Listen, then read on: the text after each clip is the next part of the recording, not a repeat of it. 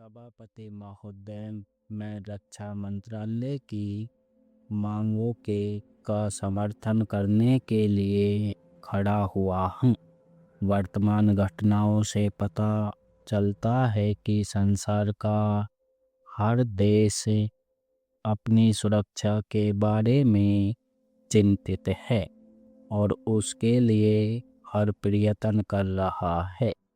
इस दृष्टि से अन्य देशों की तरह हमारे देश में भी रक्षा मंत्रालय का महत्व है।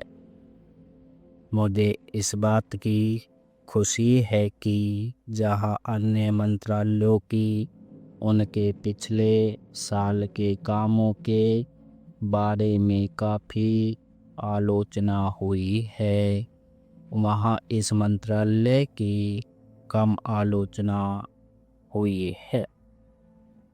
इससे पता चलता है कि इस मंत्रालय ने पिछले साल अच्छा काम किया है। मोटे तौर पर किसी भी देश की सुरक्षा नीति का लक्ष्य यह होता है कि दूसरे देशों, खास तौर से पड़ोसी देशों के साथ मित्रता के संबंध स्थापित हो और हम एक दूसरे के मामलों में हस्तक्षेप न करें। लेकिन उसके साथ यह भी ज़रूरी होता है कि हम अपने देश की सीमाओं और अखंडता की रक्षा करें।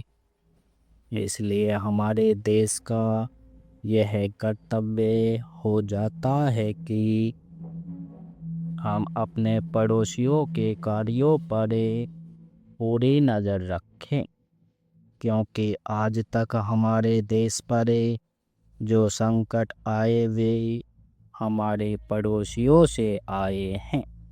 1962 में पाकिस्तान के साथ जो लड़ाई हुई और उसके बाद ताशकंद में जो समझौता हुआ वह सिर्फ कागज पर ही रहा।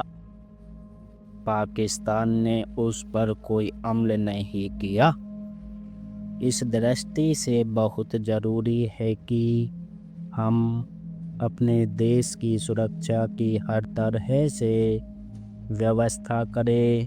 हमारा उद्देश्य दूसरों पर आक्रमण करना नहीं है, लेकिन यदि हम पर कोई आक्रमण करे तो हम में इतनी शक्ति अवश्य होनी चाहिए कि हम उसका डटकर सामना कर सके।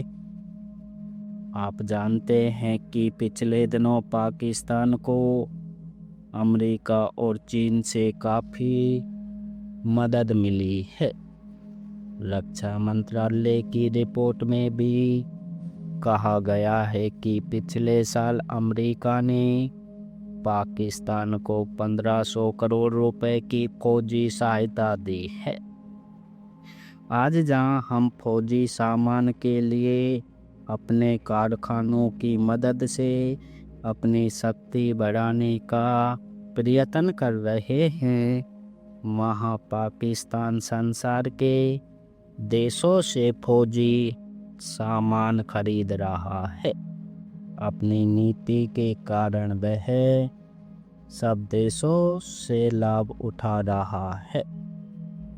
मेरा सुझाव है कि हमको भी अपनी शक्ति बढ़ाने के लिए संसार के अन्य देशों से अधिक फौजी सामान खरीदना चाहिए। आज तिब्बत की सीमा पर चीन की 1.5 लाख फौज खड़ी है।